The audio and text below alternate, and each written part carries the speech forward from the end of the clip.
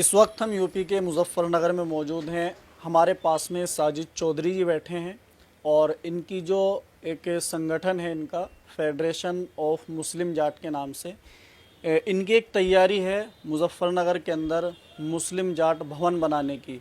फ़िलहाल इनके पास में हम पहुँचे, इनसे बातचीत करेंगे और क्या प्रक्रिया है उसके बारे में जानने की कोशिश करेंगे।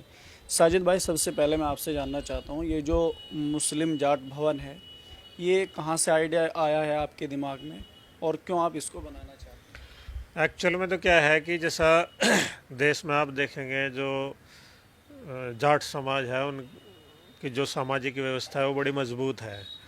और सभी शहरों में और ग्रामीण क्षेत्रों में भी जाट भवन है। तो ज़्यादातर जो है अभी हम इंटरनेशनल जाट पार्लियामेंट के प्रोग्राम में भी थे, वहाँ पे भी एक आह्वान हुआ था कि भाई जो हमारी धर्मशालाएं है या ऐसे जो संस्थान है जाट भवन वगैरह है, तो वहाँ पे कुछ एजुकेशन से संबंधित चीज़ें भी अप्लाई की जाए ताकि जो है वो जो बिल्डिंग्स है उनका फ़ायदा हो। तो उसी को देखते हुए हमने भी ये विचार किया। पिछले साल 18 अगस्त को राष्ट्रीय मुस्लिम जाट अधिवेशन हुआ था। वहाँ पे एक प्रस्ताव रखा गया था कि हम एक मुस्लिम जाट भवन बनाएंगे। अब केवल अगर हम एक बिल्डिंग बना के भवन खड़ा कर दें तो साल में कोई एक दो सामाजिक मीटिंग्स पंचायत वगैरह होगी तो वो उसके जो उद्देश्य है, जो लक्ष्य है, वो पूरे नहीं हो पाते। तो हमने प्लान किया है कि जो हम मुस्लिम जाट भवन बनाएं तो उसके अंदर जो प्रोफेशनल कोर्सेज है, जैसे नीट है, आईआईटी है, और भी बहुत सारे एग्ज़ाम्स होते हैं अलीगढ़ और जामिया वगैरह, इन बड़ी बड़ी यूनिवर्सिटीज़ के लिए इनकी कोचिंग की सुविधा भी हो। और कुछ अभी देख रहे जॉब के लिए भी बच्चे तैयारी करते हैं, तो उनके लिए भी जो है हमने इसमें प्लान किया है कि जो यहाँ पे मुस्लिम जाट भवन बनेगा तो उसका जो उद्देश्य रहेगा सर्वप्रथम शिक्षा और खेल रहेगा। हैं? लेकिन उसका खर्चा कहाँ से आएगा, ये भी तो सोचने वाली बात है ना भाई। आप इतनी सारी तैयारियां तो लेके बैठे हैं, उसके लिए वो भी तो चाहिए ना पैसे। वैसे लोग मुझे भी बोलते हैं कि बहुत बड़ा काम है, लेकिन मैं बोलता हूँ कि एक बिरादरी और समाज के लिए बहुत छोटा काम है। इसमें हम ही नहीं है, इसमें नाम इसका मुस्लिम जाट भवन ज़रूर है, लेकिन इसमें जो और भी जाट समुदाय है और जो हमारे और बिरादरीज है मुस्लिमों में, वो भी बिल्कुल सहयोग उन्होंने भी किया भी है। मैं मीडिया पे अपडेट करता हूँ इसका। और इतनी बड़ी बिरादरी है, और इस ज़माने में जो है जब हमारे बुज़ुर्ग जो है, जब बहुत सस्ता ज़माना था, गरीबी का दौर था, हमें इतनी बड़ी बड़ी चौपालें बिल्डिंगें पता नहीं वो क्या क्या दे के चले गए। और इस ज़माने में जब लोग बोलते हैं कि यार बड़ा काम है, मैं बोल रहा हूँ कि बड़ा काम जब था पुराने ज़माने में, अब ये बहुत छोटा काम है।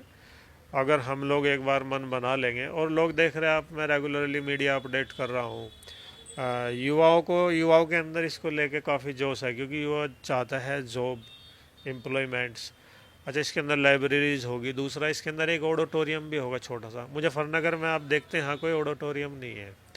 इसके जो दरवाजे हैं वो किसी कास्ट के लिए या धर्म के लिहाज से सबके लिए खुले होंगे। ऑडिटोरियम है, किसी को भी बच्चों का सेमिनार करना है, कोई काउंसलिंग करनी है, या कोई प्राइज डिस्ट्रीब्यूशंस है, कोई भी करना है, समाज के लिए ही बन रहा है वो। तो कोई भी कास्ट, कोई भी धर्म का आदमी वहाँ आके प्रोग्राम कर सकेगा। अब कोचिंग सेंटर चल रहा है, तो वैसे ऐसा तो नहीं कि कुछ मुस्लिम जाति बच्चे वहाँ तैयार, कोई भी बच्चे आओ तैयारी करो। लिविंग हॉस्टल्स रहेगा, बॉयज़ एंड गर्ल्स का सेपरेटली अलग अलग। और बच्चों को क्या होता है, आप देख रहे कोटा वगैरह में केसेस आते हैं कि आत्महत्या कर ली। बच्चे जो है एक एज ए स्टडी चैम्बर्स है, वे खाया सोया पढ़ा। लेकिन बच्चों का स्ट्रेस मैनेजमेंट का भी हमने छोटा गेम, जैसा कोई बैडमिंटन्स वगैरह है, वॉलीबॉल, इस टाइप के इंडोर छोटे गेम का भी प्लान है, ताकि बच्चे पढ़ाई के साथ साथ ना स्ट्रेस मैनेजमेंट भी हो। क्योंकि तमाम चीज़ों की वैल्यू जब तक है, जब तक हम जिंदा है, और लड़ाई जिंदा रह के जीती जाती है।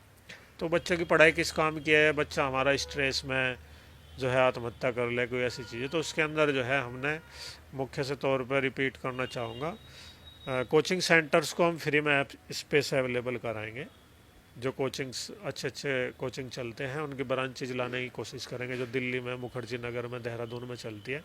हम उन्हें बोलेंगे कि हमारे पास बच्चे हैं, हम आपको स्पेस खाली फ्री में दे रहे हैं, तो आप यहाँ आइए और हमारे बच्चों को पढ़ाइए। क्योंकि आप देखेंगे, नॉर्मली मैं बताता हूँ आपको कि जैसे डी फार्मा वगैरह इनकी जो वार्षिक फ़ीस है, आप मान के चलिए 1 लाख रुपए होगी। अभी अगर ये अपने होम पैलेस से दूसरे पैलेस पे जाके अगर आप तैयारी करने लगे, इतने की फ़ीस है और इतने का ही जो है उसका लिविंग और खाने का खर्चा है।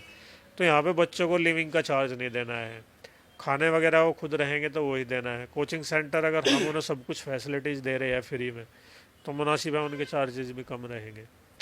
तो इस टाइप से लेके इस भवन को प्लान किया गया है कि ये सिर्फ एक खाली बिल्डिंग ना रहे और एक मुस्लिम जाट भवन है भाई, एक बिल्डिंग है और ये कोई शोबाजी के लिए या ऐसी चीज़ के लिए नहीं बनाई जा रही है।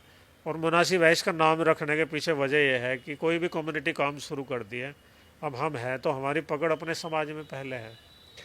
तो जब हमारा समाज आगे आएगा, हमारी बिरादरी आगे आएगी, तो मुनासिब हमारे साथ में और लोग भी आएंगे। तो मैं इसके जो फेडरेशन कई सालों से आप देख रहे जो काम कर रही है, उसके जो मुख्य टारगेट है शिक्षा, स्वच्छता, स्वास्थ्य, खेल और जो सामाजिक कुरीतिज है और अपनी जो सांस्कृतिक विरासत है। मतलब हम ये चाहते हैं कि जो विरासत हमारे पूर्वजों ने स्थापित की है, जैसी भी है वो, हम उस विरासत के संरक्षक हैं और उस विरासत को आने वाली पीढ़ियों को सौंप दिया जाए बेटर करके, ना कि चीज़ें खराब। ये चीज़ें कहाँ मतलब प्लान करना चाहते हैं? मुजफ्फरनगर में बिल्डिंग बनेगी या फिर कहीं और, क्या स्थिति है उस चीज़ को लेकर? अभी तक प्लान ये है कि मुजफ्फरनगर में जो ये राणा चौक से शामली बाईपास गया है, क्योंकि शहर की कनेक्टिविटी होनी भी ज़रूरी है। अब सपोज करो कुछ बच्चे हैं दूर से मुजफ्फरनगर में किसी कॉलेज में एजुकेशन ले रहे हैं, श्री राम में कहीं पर भी पढ़ रहे हैं, अब उनका आने जाने का 200 रुपया खर्च हो जाता है और टाइम 1-2 घंटे लगता है। अगर ऐसे बच्चे भी सपोज करो हॉस्टल की सुविधा लेना चाहेंगे कि भाई वो यहाँ कोचिंग तो नहीं कर रहे लेकिन मुजफ्फरनगर में पढ़ रहे हैं, तो वहाँ रह सकेंगे, जिससे कि उनका जो हरासमेंट है, टाइम टेबल का जो टाइम का लॉस है वो बचेगा। अब पता चल रहा है कि उसको यहाँ रहने में 100 रुपये डेली का खर्च आ रहा है मान लीजिए, और वो ट्रेवल में और सब चीज़ों में वो खर्च कर रहा है 200 रुपये, तो उन बच्चों के लिए भी सुविधा रहेगी। इसलिए हमारी कोशिश है कि शहर से कनेक्टेड करें, लेकिन फाइनली डिसीजन तो समाज में समाज ही लेता है, समाज का डिसीजन तो समाज ही लेता है। अगर कोई ऐसा बिरादरी का कोई ऐसा मशवरा भी रहेगा कि थोड़ा भाई विलेजेस की तरफ सरका जाए, तो वहाँ पे भी उसमें कोई हमारा फाइनल वो नहीं है कि भाई हमारी जो हम कह रहे हैं वही फाइनल है, नहीं, समाज के फैसले समाज लेता है। और इसमें जो भी लोग अनुदान कर रहे हैं, कोई 1000 का कर रहा है, 500 का कर रहा है, वे सभी लोग इसके सदस्य होंगे और कल इन फ्यूचर में इसके मैनेजमेंट देख रेख में उन्हीं में से कोई आदमी ड्यूटी कर रहा होगा। अभी हम तो सिर्फ अभियान के प्रारंभिक जिम्मेदार हैं, अब कल पता नहीं कि मुझे भी उसमें कोई ड्यूटी मिलेगी भी या नहीं मिलेगी। तो ये लोकतंत्र का तकाजा भी यही है कि हम सिस्टम इस टाइप से खड़ा करें जिसमें संवैधानिक प्रक्रिया हो, उसके तमाम चुनाव और ये सब चीज़ें हो।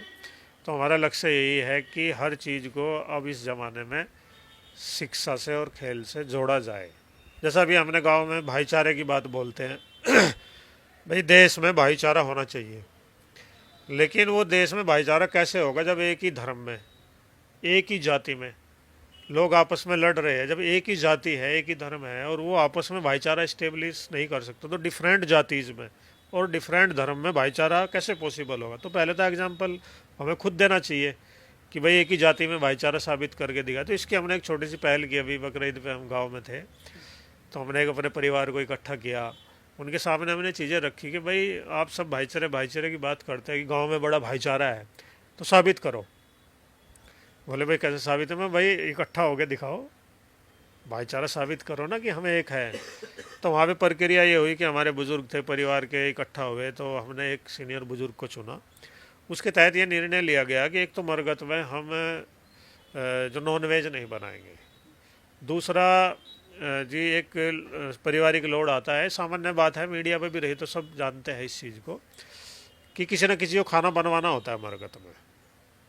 अब वो नज़दीकी आदमी आर्थिक कमज़ोर भी हो सकता है, मजबूत भी हो सकता है। तो हमने निर्णय लिया कि अब कोई परिवार खाना नहीं बनवाएगा, एक ही जगह से जो हमारे बुज़ुर्ग हमने चुने हैं, चौधरी समझ लीजिए, चौधरी उनको पगड़ी बांधी है, वो बता देंगे कि भाई खाना बना लो। कोई बात नहीं है, पैसा जब इतनी बड़ी चीज़ों के लिए मैनेज हो जाता है, तो एक आदमी हमें छोड़ के इस दुनिया से अलविदा कह रहा है, उसके लिए पैसे का सेंट्रलाइज मैनेज हो जाएगा। किसी इंडिविजुअल को घर पे खाने की कोई आवश्यकता नहीं है। वो दादाजी हमारे बताएंगे चौधरी साहब कि खाना बनवा दो, पैसा आ जाएगा।